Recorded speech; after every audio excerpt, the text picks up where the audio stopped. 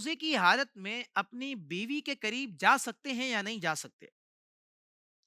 دیکھیں، بیوی کے نزدیک جانا، بیوی کے قریب جانا، یہ سوال تھوڑا جو کہ وہ مبہم ہے کہ قریب جانے سے جو کہ وہ سائل کی مراد کیا ہے۔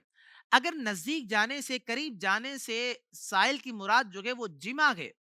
تو فقہاء اکرام ارشاد فرماتے ہیں کہ روزے کی حالت میں بیوی سے جمع کرنا حرام حرام اور سخت حرام ہے، اور کوئی شخص رمضان کے ادا روزے کی حالت میں بیوی سے جمع کرے گا تو اس کا روزہ بھی ٹوٹ جائے گا، اور اگر کفارے کی جو شرائط ہیں، وہ شرائط پائی جائیں گی تو کفارہ بھی ادا کرنا جو کہ وہ لازم ہوگا۔ تو سائل کی مراد اگر یہ ہے کہ سائل کی مراد اگر نزدیک جانے سے جمع کی ہے تو اس صورت میں حرام ہے، اور اگر کفارے کی صورت پائی جائے گی تو کفارہ بھی دینا ہوگا، البتہ روزہ تو ٹوٹ جائے گا۔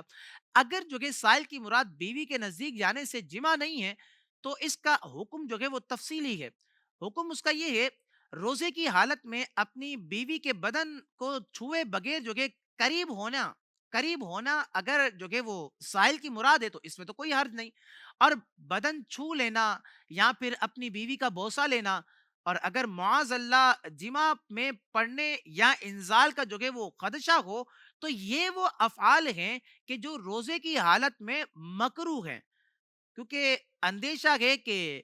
جو کہ وہ جمع میں پڑ جائے گا یا انزال ہو جائے گا، اور اگر اندیشہ بھی نہیں تو مکروہ بھی نہیں ہے۔ تو اگر جو کہ روزے کی حالت میں بیوی سے قریب جانا، اس سے مراد سائل کی یہ ہے کہ بدن وغیرہ چھوئے بغیر جو کہ وہ بیوی کے جو کہ وہ قریب بیٹھ جائے، تو یہ وہ صورت ہے کہ جس میں جو کہ وہ کوئی مذائقہ نہیں، روزے پر جو کہ وہ کوئی فرق نہیں پڑے گا۔ البتہ اگر سائل کی مراد یہ ہے کہ حالت روزہ میں بیوی سے قریب جانے سے سائل کی مراد یہ ہے کہ وہ مباشرت فاحشہ کرنا چاہتا ہے، یعنی کیا مطلب؟ مطلب یہ ہے کہ اب ننگے بدن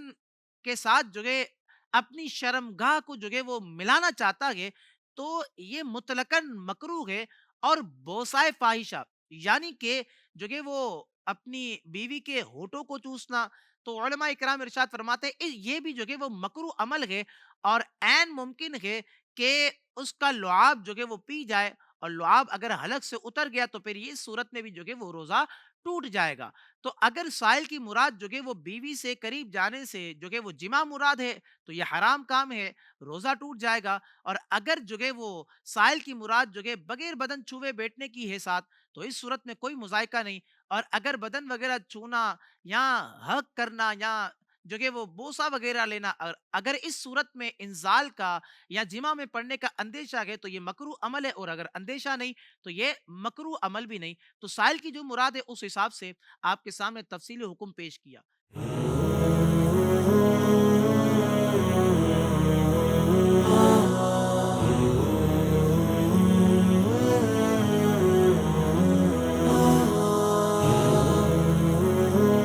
Kachi Memon Islamic Center.